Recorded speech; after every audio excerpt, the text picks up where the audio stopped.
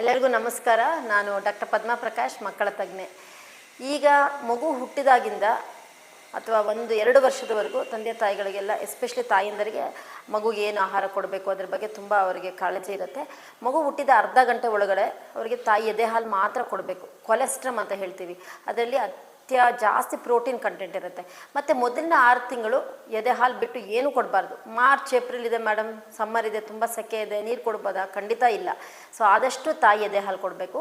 6 ತಿಂಗಳಾದಮೇಲೆ ಮಗುಗೆ ನಮ್ಮ ದಲ್ಲಿ ಏನೇನು ಬೆಳೀತಾರೆ, ಈಗ ಉದಾಹರಣೆಗೆ ರಾಗಿ ಸರಿಯಾಗಿರ್ಬೋದು ಅಥವಾ ಬೇರೆ ಕಡೆ ನವಧಾನ್ಯದ ಪೌಡರ್ಸ್ ಈ ಥರದ್ದೆಲ್ಲ ಯೂಸ್ ಮಾಡ್ತಾರೆ.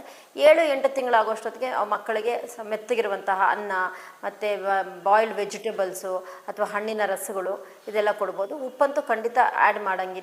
ಮತ್ತು 1 ವರ್ಷ ಆಗೋಷ್ಟೊತ್ತಿಗೆ ಮಗು ನಮ್ಮ ಥರ ಸ್ವಲ್ಪ, ಅಂದರೆ ಏನು ನಾವು ಮನೇಲಿ ಬೆಳಿಗ್ಗೆ ಏನು ತಿಂಡಿ ಎಲ್ಲ ತಿಂತೀವಿ, ಆ ಥರ ತಿನಿಸುಗಳನ್ನೆಲ್ಲ ತಿನ್ನಬೇಕು. 1 ವರ್ಷ ಆದಮೇಲೆ ನೀವು ನಂದಿನಿ ಹಾಲು ಅಥವಾ ನಿಮ್ಮ ಮನೇಲಿ ಹಸು ಕರು ಇದ್ದರೆ ಅದು ಹಾಲು, ಮತ್ತು ನಾನ್ ವೆಜ್ ಅಂದರೆ ಮೊಟ್ಟೆ ಅಥವಾ ಮಾಂಸಾಹಾರಗಳನ್ನು 1 ವರ್ಷ ಆದಮೇಲೆ ನೀವು ಸ್ಟಾರ್ಟ್ ಮಾಡಬೇಕು.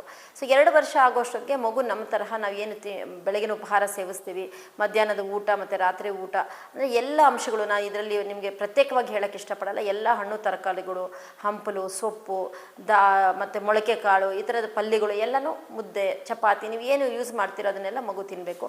ಆಗಲೇ ಮಗು ದೈಹಿಕವಾಗಿ ಬೆಳೀಲಿಕ್ಕೆ ಸಾಧ್ಯ. ವಂದನೆಗಳು.